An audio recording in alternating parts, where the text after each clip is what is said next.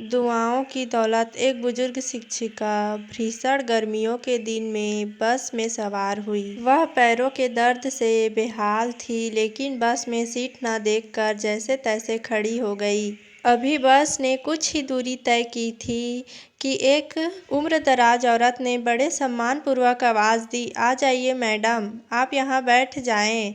कहते हुए उसने अपनी सीट पर बैठा दिया। खुद वो गरीब सी औरत बस में खड़ी हो गई।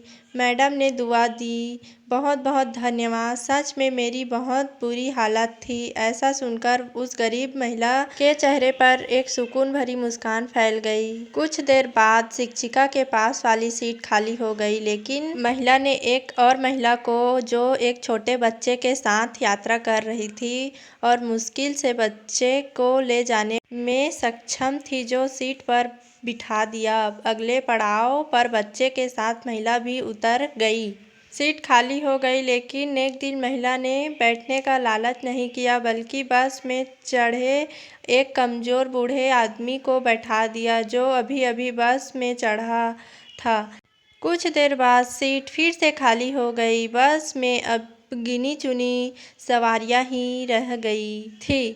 अब उस अध्यापिका ने महिला को अपने पास बैठाया और पूछा, "सीट कितनी बार खाली हो गई, लेकिन आप लोगों को ही बैठाती रही, खुद नहीं बैठी, क्या बात है?" महिला ने कहा, "मैडम, मैं एक मजदूर हूँ। मेरे पास इतने पैसे नहीं हैं कि मैं कुछ दान कर सकूं। अतः पुण्य कमाने के लिए मैं क्या करती हूँ कि कहीं रास्ते से पत्थर उठाकर एक तरफ कर देती हूँ, कभी किसी ज़रूरतमंद को पानी पिला देती हूँ, कभी बस में किसी के लिए सीट छोड़ देती हूँ। फिर जब सामने वाला मुझे दुआएं देता है, मैं तो अपनी गरीबी भूल जाती हूँ, दिन भर की थकान दूर हो जाती है। और जब मैं दोपहर में रोटी खाने के लिए बैठती हूँ न बाहर बेंच पर, तो ये पंछी चिड़िया पास आके बैठ जाते हैं, रोटी डाल देती हूँ इसके आगे छोटे-छोटे टुकड़े करके। जब भी ये खुशी से चिल्लाते हैं, तो उस मालिक के जीवों को देखकर मेरा पेट भर जाता है। पैसा धेला ना सही, सोचती हूँ दुआएं तो मिल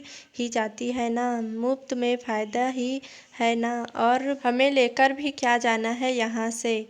वह शिक्षिका अवाक रह गई। एक अनपढ़ सी देखने वाली महिला इतना बड़ा पाठ जो पढ़ा गई थी उसे, अगर दुनिया के आधे लोग ऐसी सोच को अपना ले तो धरती स्वर्ग बन जाएगी।